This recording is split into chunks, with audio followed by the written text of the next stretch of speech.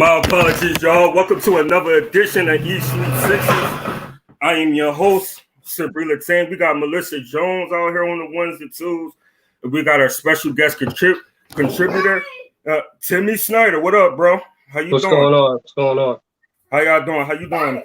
How you doing? Yo, man, waiting on the game. Me too. How you doing today, Melissa? How you doing? Doing good. Timmy, good to have you on the show. Thanks for having me.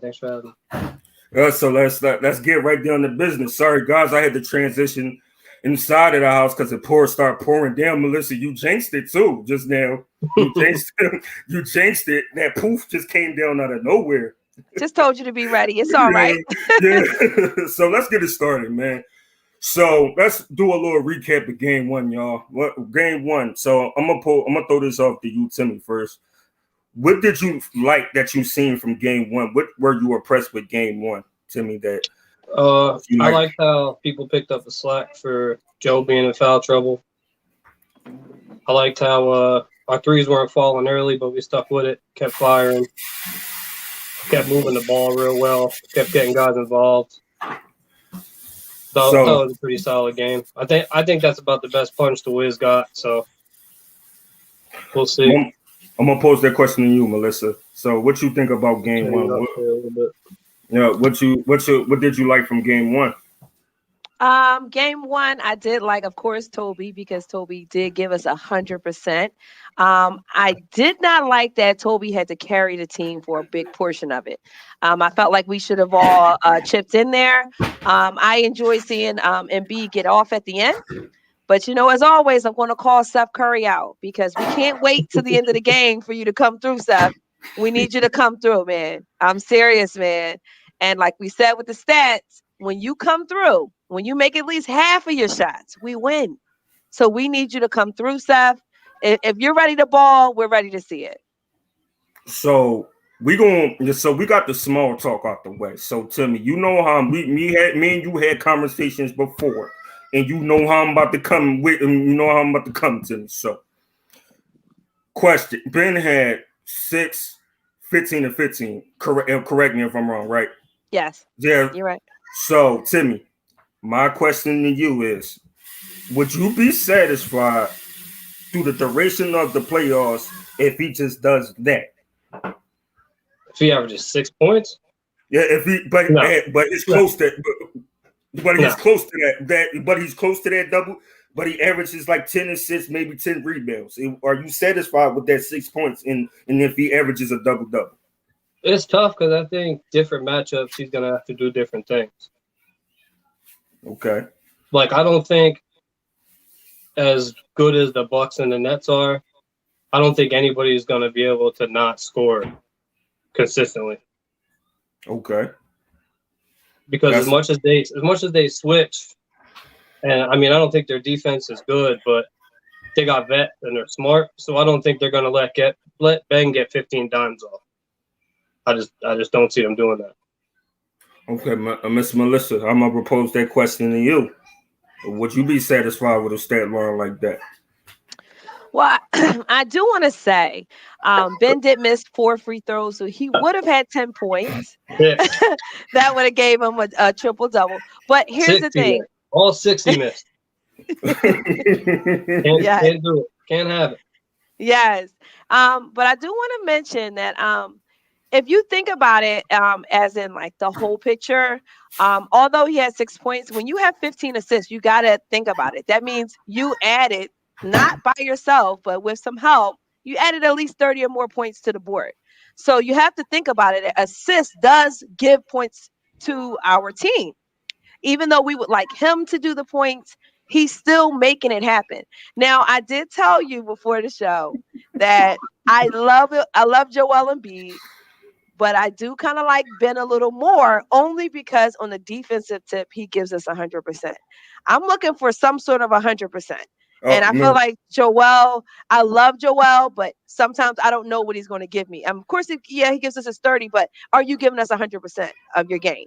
And that's my concern with Joel, Well, see, Hey, Sixers 24/7 land.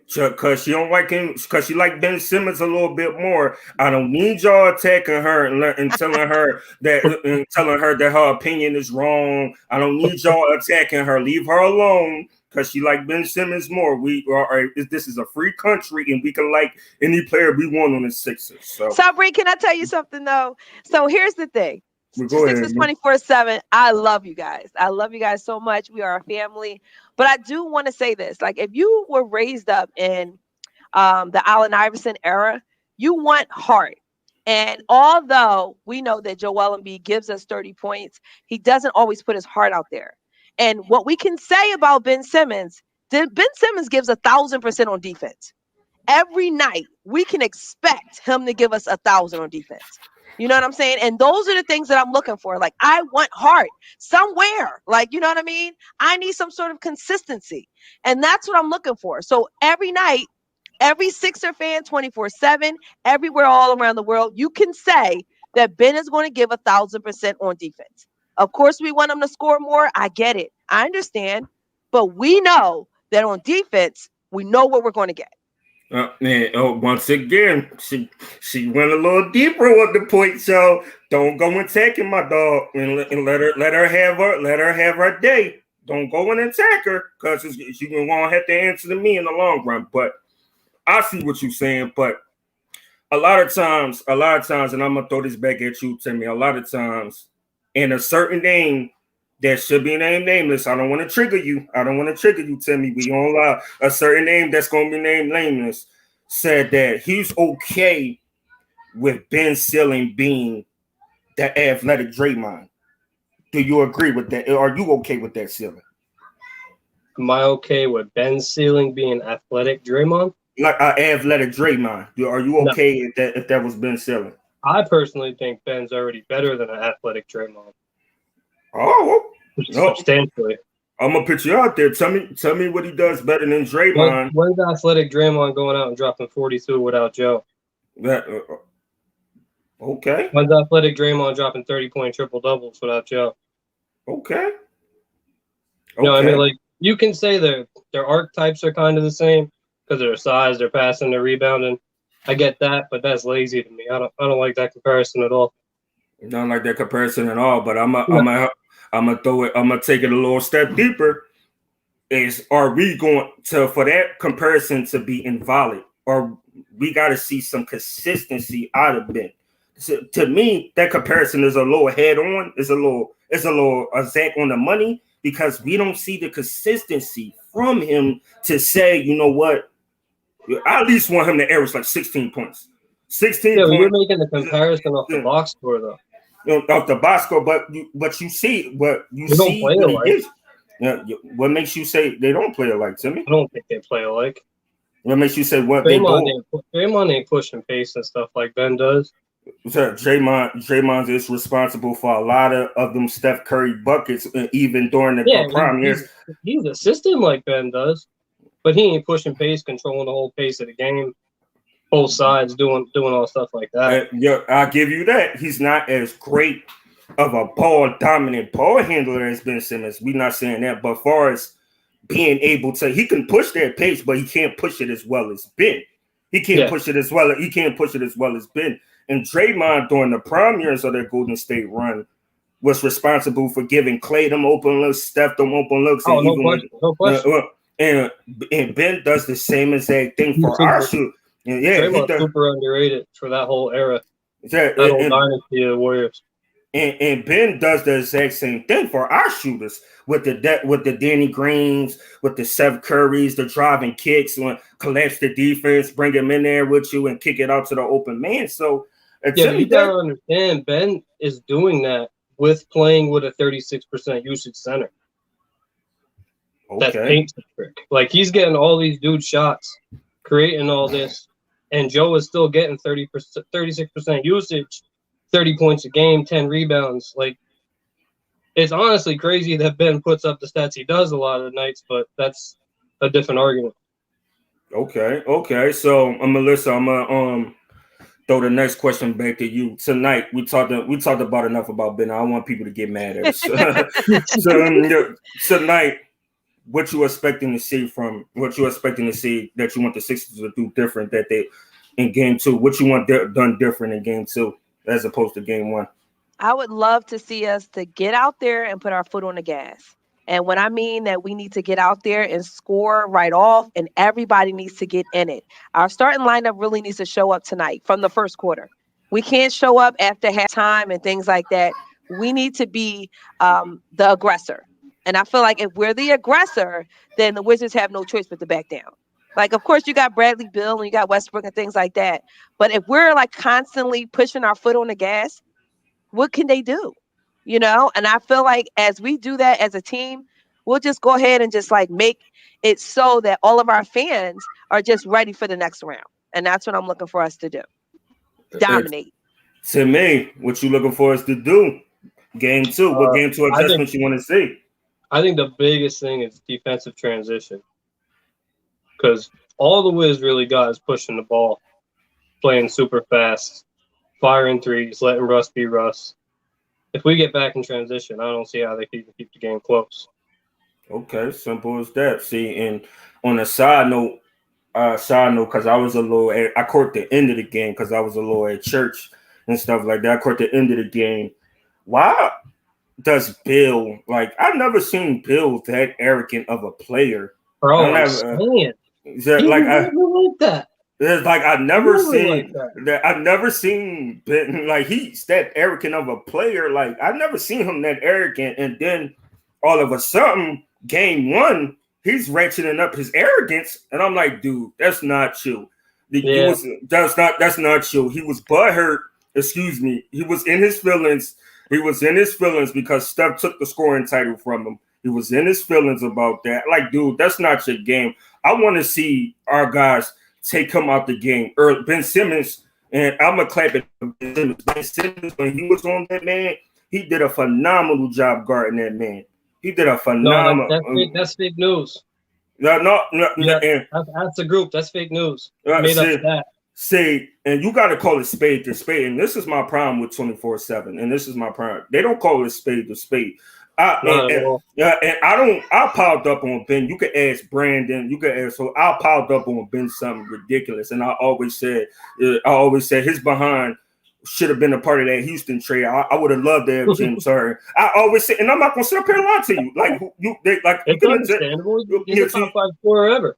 Yeah, like you can attack me. I'm used to it. I said he should have been a part of that Harden trade and stuff like that. The reason why I said that, because I said that this man has all the potential in the world, God-given ability, but he straddles the fence. And I'm going to call it spade to spade and say he did a phenomenal job guarding Bradley Beal. He did a phenomenal job.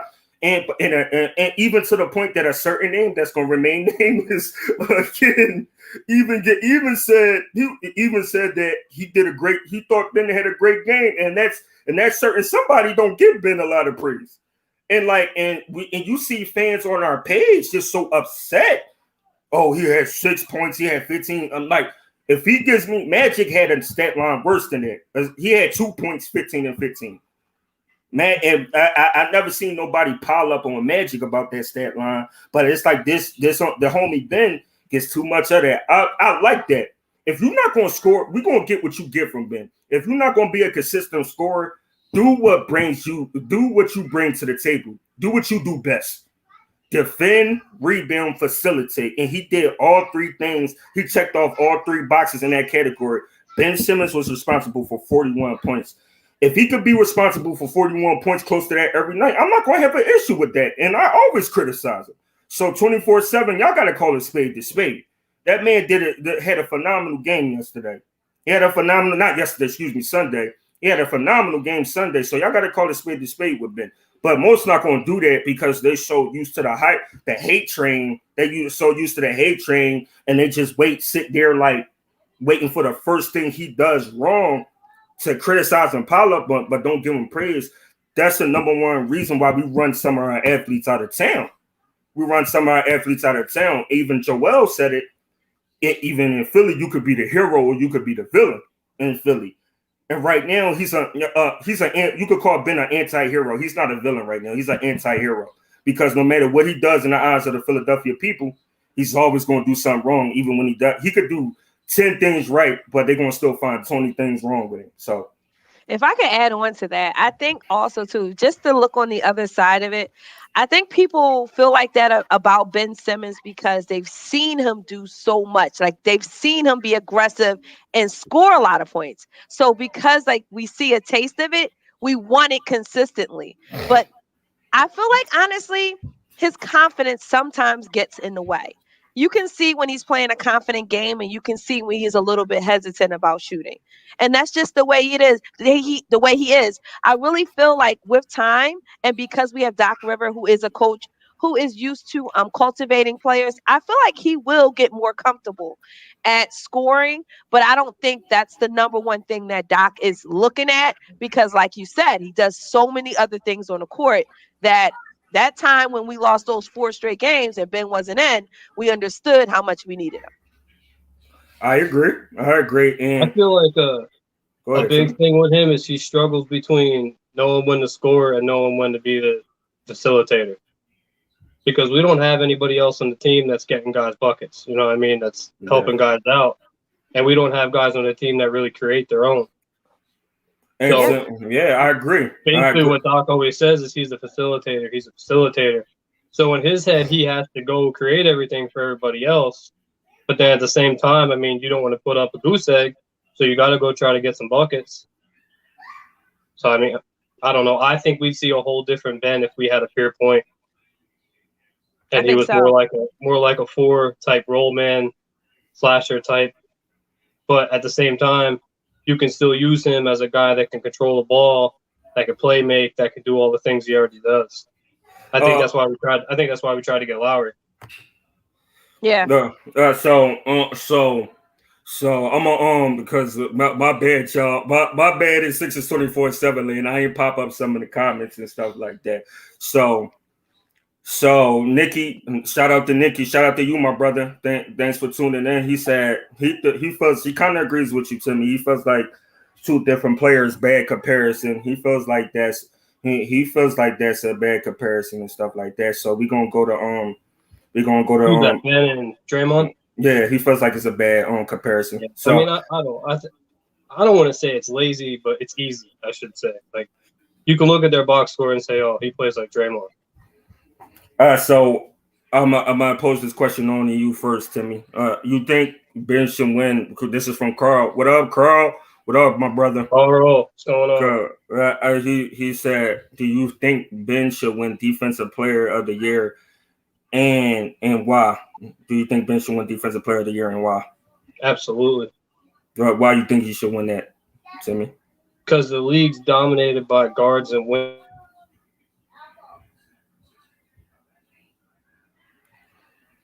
Say it one more time, Timmy.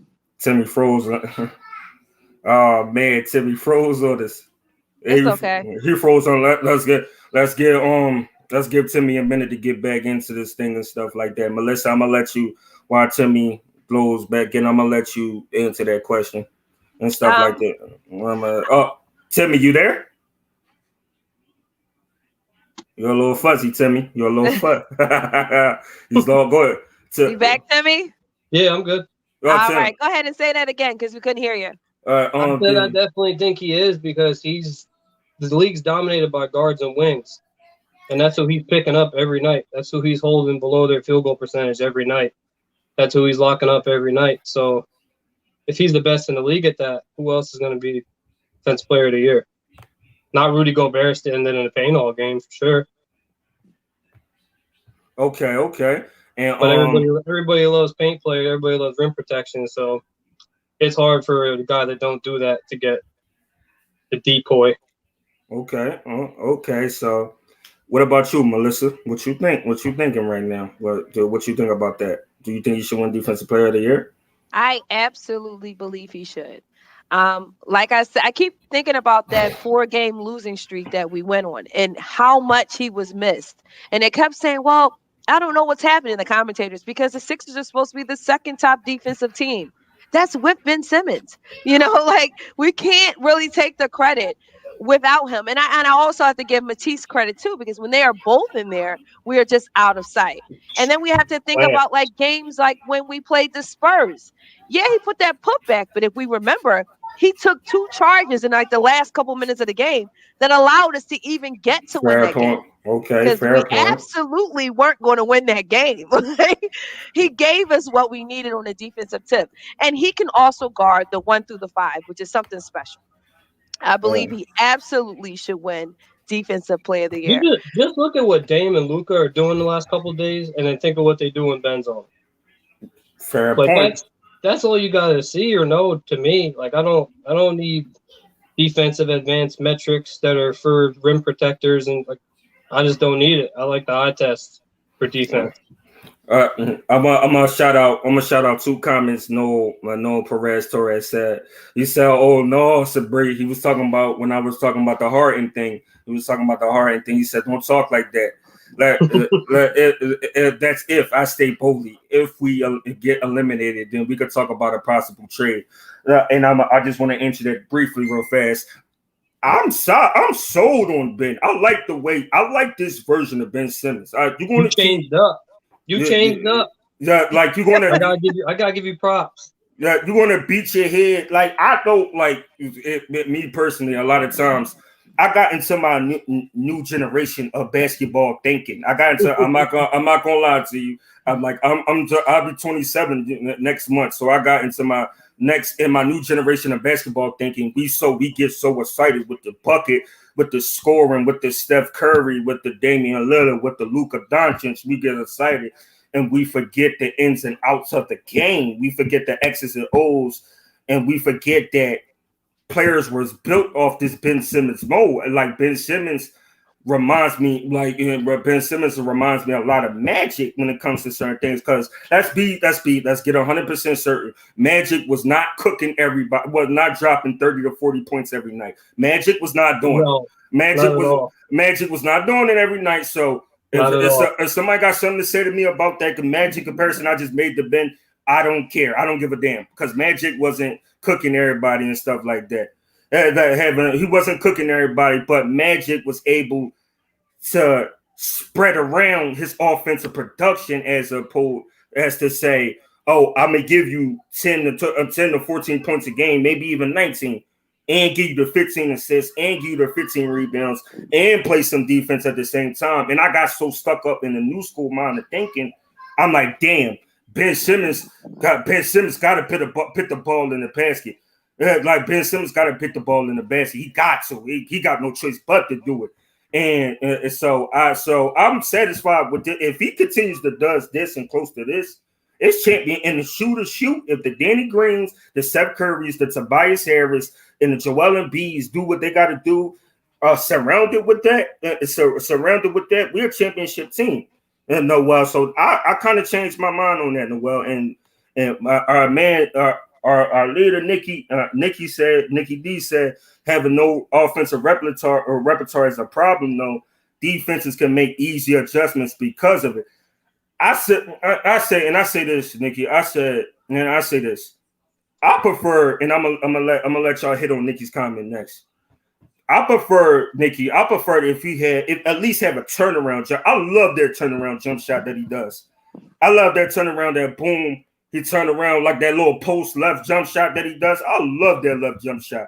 And I think if he can add that to his arsenal, he don't got to shoot it every time he come up the court, but make defenses say, you know what, when I get to the top of that key, oh, I know Ben going to hit me with that jump shot. So I got to respect that jump shot. So if he can consistently lock that into his game, sky's the limit. And I'm gonna post that comment off. I'm gonna post that comment off to you, Melissa. Then I'm gonna post it off to you, Timmy. What Nikki said. So what did Nikki say? He said having no offensive repertoire is a problem. There's a problem though. Defenses can make easier adjustments because of it. So are you saying that because Ben doesn't have an offense, what are you saying about that? Be a little bit more specific. Talking about teams sagging off him. He's saying teams easy to defend. Yeah, he's basically saying that because he don't have an offensive repertoire, teams can easily adjust to him and take him out the game. That's what he's basically saying. I mean, I do feel like that is an issue, but I also was thinking about what Timmy said about him being the facilitator on the team. So it kind of puts him in a situation where if he's not facilitating, then like you said, the Danny Greens and the Seth, they're not getting the ball. And they need it because if you see them without Ben out there, they look like, well, hot potato, like who's going to get the ball? Versus like if Ben is driving in the lane and dishes out, it's an easier shot. So I do feel like, the defense of other teams are going to know that Ben's not going to shoot.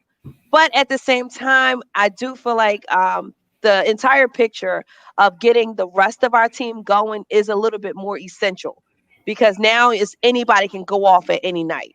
And that's what we actually need as a team. We needed those extra shooters, versus just that one person. Of course, we want Ben to go off and, of course, get more shots. But I do feel like what Timmy said, he kind of is on the fence of like, okay, I need to get my team going? Of course, I want to score, but I need to get my team going. So I think it's a little difficult to decide that. Timmy, I'm going to pose this one to you, and then we're going to have some final keys to the games. Go ahead, Timmy. Nikki's comment. I agree. I think, and this is like my only big thing about Joe, if he was a better passer and playmaker, I don't think we would need Ben to be the only facilitator basically on the team. Because Joe has the ball way more than anybody else on the team. And obviously he's drawing doubles, triples, whatever. But there's a lot of times he ain't making the right plays. So if the offense starts bogging down, it's Ben who's the one that starts making the plays. Because like Seth, Danny, those guys, they're not breaking down guys. Driving past dudes. Like Seth can do it a little bit. But like nobody's really, shaking on anybody and creating, shake. But he can do it a little bit. But nobody's really doing stuff like that. So to me, Joe's amazing. Like he's having the best year of his career, obviously. But I think, and I told Carl this before, and I don't think he really agreed with it. We get into like this. We fall in this trap where we just give the ball to Joe, give the ball to Joe, give the ball to Joe. And if you don't score, like the offense is dead. Okay. Y'all, so we're approaching the final. The coverage is starting on the other guys, on the boring guys. We the 18 when it comes to pregame and postgame. Let's just do the game. Let's just do the game live. Yeah, that's it. That's what I'm talking about. We the 18. It's like no, I'm only. We just need a play-by-play and a color analyst. Shout out to Avery for dog, Mark Jackson, Jimmy Light. It's like we only playing. We all family here. We love you guys. I'll get my Mark Zoom off. Yeah, we only playing in here, yo. So come on, Zoom and Allah, let's go. Let me get my Zoom off back. I know all the phrases and everything. So final keys to the game, y'all. So man, in fact, I'm gonna say this because in order for us to win, Timmy, tell us what we need to do. Low turnovers and get back on defense. Melissa, what we need to do in order to win the game? Definitely defense. Put the foot on the gas when we start to play. So I just want to shout out a few people in the comments. Noel Perez Torres, thank you, sir. I know it's been a while, but thank you, sir, for hopping on, commenting, hanging out with us, talking a little Sixers basketball with us. And I want to thank the one and only one of our homies, one of the podcast hosts of Eat Sleep Sixers, Carl Sampson. I want to thank you, sir. Thank you for giving your input into the show and stuff like that. And forgive me if I slaughter this. Della Win. If I slaughter this, forgive me. I apologize. Thank you. And the man, the myth, the boy.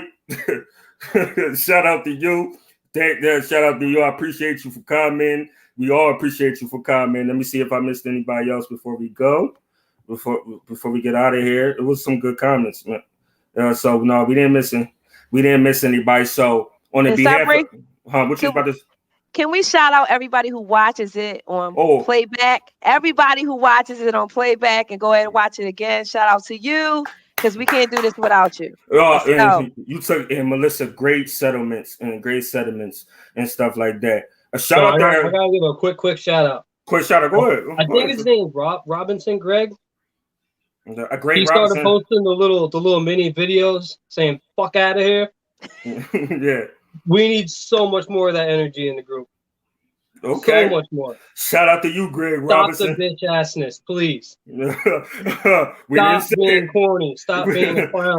We didn't say it, y'all. We didn't say Please. it. Fuck out of here. We didn't say it.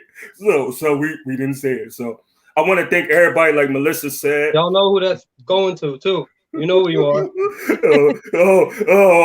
Look, Lord Jesus. Let's keep it PG, Timmy. Let's keep it PG. Lord Jesus, Timmy, you gonna get his I fine by the waited to the end. Yeah, we're gonna get his fine by the FCC, Timmy. Shout out to everybody that keep watches us and keep us going, man. Shout out to the view, to the people that's about to do the D, who y'all, Melissa, Carl. Shout out to y'all too. Shout out to the people that viewed the D Lineham interview. Shout out to everybody that shared it. Yeah, that was dope, man. That was dope. That was big. Shout out to everybody, man. Shout out to everybody, man. And it's been another pregame with your boy Timmy Snyder with Melissa MJ Jones. And this has been another one. We are out, y'all. Let's go Sixers. Let's go Sixers. Championship season, baby. Let's